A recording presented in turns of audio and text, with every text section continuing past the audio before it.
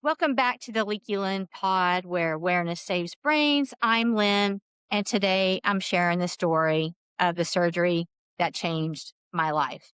After 6 years of symptoms, misdiagnoses, unanswered questions, and fighting to be heard, I finally reached the moment I have been waiting for: brain surgery. But before we get to the operating room, I want to tell you why this surgeon was different. Because after years of searching for answers, he was the first doctor who wanted proof. For years, I had drainage coming from my ear. I would place cotton balls in my ear and they would always become completely soaked and drenched. Most doctors focused on individual symptoms. This surgeon wanted to know exactly what was causing them. He actually had me bring in my drenched cotton balls so the fluid could be tested. Think about that. For years, I knew something wasn't right. For years, I was trying to explain what was happening. And he was the first surgeon who wanted objective evidence, the first surgeon who wanted to investigate instead of dismiss, the first surgeon who truly listened. His plan was also different. Before proceeding with the major repair, he started with a transmastoid approach. And that's right here behind the ear.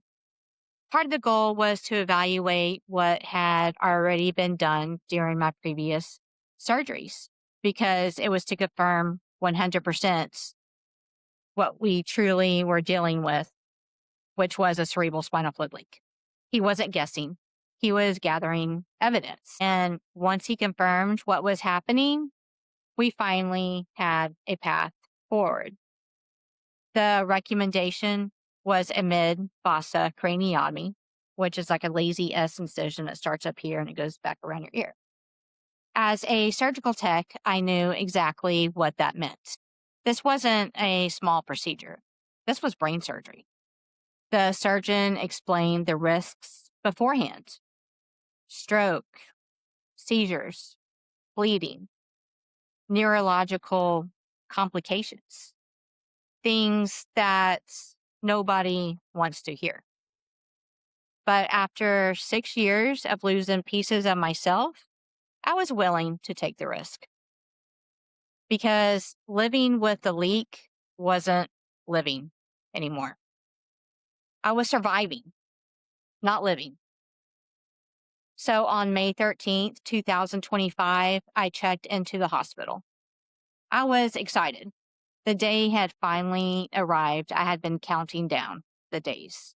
I remember being wheeled toward the operating room and thinking about everything it had taken to get there. The years of dizziness, the headaches, earfulness, the confusion, the personality changes, the memory loss, the brain fog, the feeling that I was slowly disappearing while everyone around me thought I looked normal. And I remember thinking, please let this be the answer. The next thing I remember was waking up after surgery. Everything felt heavy. My head hurt. I was exhausted, but I was awake. The surgery was over. The leak had been repaired. And for the first time in years, I felt hope, real hope. The kind of hope that only comes after spending years wondering if you'll ever get your life back.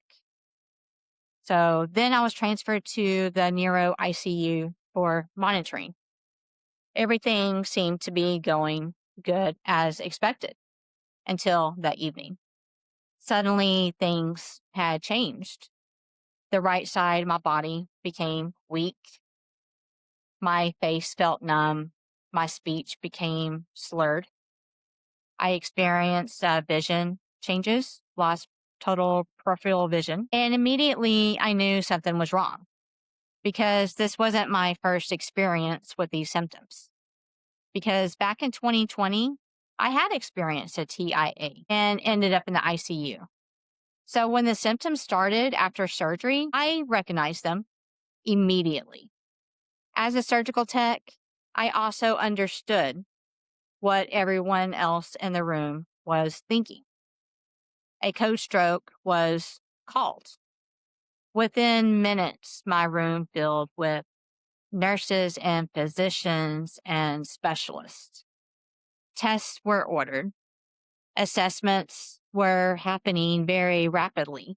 And honestly, I was terrified because all I could think about were the risks I had been warned about before surgery.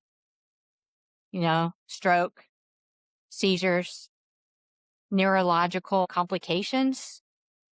I remember thinking, did I finally get the surgery I needed only to have one of the complications I was warned about?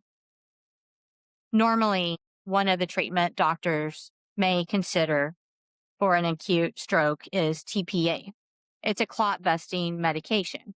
But because I had literally just undergone brain surgery, TPA wasn't an option. Giving a clot busting drug immediately after craniotomy would have caused catastrophic bleeding. I would have bled out. The risk was simply too high. So the medical team had to carefully evaluate what was happening while protecting the surgical repair. One thing that confused me was that my surgery had been performed on the right side, yet I knew neurological problems often affect the opposite side of the body. I kept wondering what was causing the symptoms. Thankfully, the surgical repair itself looked stable. The surgery site wasn't the issue. But later, when I reviewed my imaging reports, I discovered something that had not been really discussed with me, had not been brought up at all. The reports documented mild to moderate stenosis of my left vertebral artery.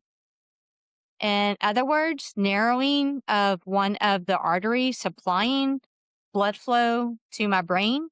At the time, the focus was understandably on making sure the craniotomy had been successful and that there was no surgical complication. Since the surgical site looked good, the vertebral artery finding wasn't something that was explained at all. And that's why I always tell people, read your imaging reports, not because you're trying to diagnose yourself, not because you're trying to replace your doctor, but because reports belong to you. Throughout my 6-year journey, some of the biggest clues were hidden inside imaging reports. Years of mastoid air cell effusions, findings that just kept repeatedly appeared, findings that were often dismissed. And later, vertebral artery stenosis after my code stroke workup, the information there, it was right there. I just needed someone to connect the dots. Thankfully, my symptoms began improving. The weaknesses resolved, my speech returned, the numbness faded, the vision changes improved. The symptoms lasted about 30 minutes to an hour. There was no permanent tissue damage. The event was ultimately diagnosed as a transient ischemic attack, a TIA, which is also a mini stroke. Temporary symptoms, but a very real and very frightening experience. That night reminded me how fragile life can be. One moment, I was celebrating finally having my leak repaired. The next, I was surrounded by a stroke team in the Neuro ICU. But it also reinforced something I've learned over and over again throughout this journey. Never stop advocating for yourself. Ask questions. Read your reports. Trust your instincts and don't give up when you know something isn't right. Because if I had stopped fighting for answers, I don't know where I'd be today. The surgery that changed everything wasn't just about repairing a leak.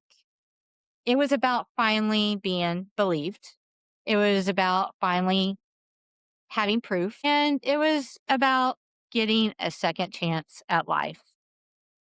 Thank you for listening to episode 4 of the Leaky Lynn Pod. Until next time, remember, awareness saves brains. Goodbye.